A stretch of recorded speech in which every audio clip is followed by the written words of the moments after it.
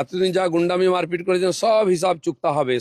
সাবধান থাকুন, যদি শশী বাজার বাড়িতে অ্যাটাক হতে পারে, কালীঘাটেও অ্যাটাক হতে পারে, মদন মিত্রি বা চেতলার বাড়িতেও অ্যাটাক হতে পারে, আর এটা হবেও ভোটের আগে, জেনে রাখুন। আগে তো সবাই প্রেসকে নমস্কার জানাচ্ছি আমি।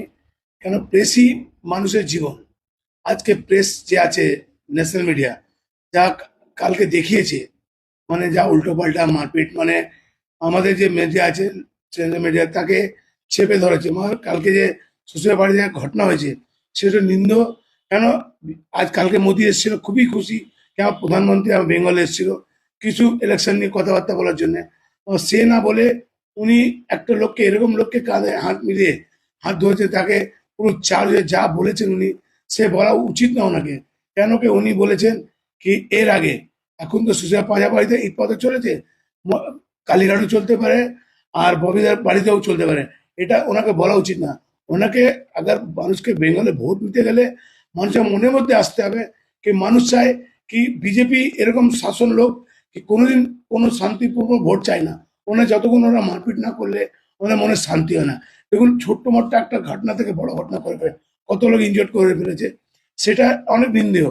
কেন কি, আজকে আমাদের বেঙ্গলটা যত খুবই ভালো, খুবই শান্তপুরো, কি এত বড় আফতার পার্টি, রমজান মাস চলছে, দিদি সব জায়গায় রমজান মাস যাচ্ছে। কেন, দিদি কোনোদিন চায় না আমার বেঙ্গল খারাপ হোক। কেন, দিদি চাইছে যখন আমি আছি বেঙ্গলে, বেঙ্গলটা সংস্কৃতিটা থাকুক। আর দিলীপ ঘোষ যে কালকে বলেছে এই কথাটা, কেন আমাকে যে এটা করা গেছে, আমাকে বলেছে বলেছে কি কি মোদি বলেছে এটা তো এখন ট্রেলার আছে, এরপরে আগে কি হবে দেখানো যাবে।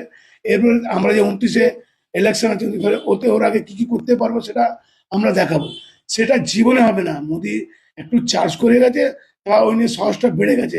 বেঙ্গলের লোক ওনার সাহসটা জীবনে বাড়তে দেবে না। উনি হার্ডলি 220টা আসন পেলেই ওনার কপাল খুলে, ওটাও পাবে কি পাবে না জানি না।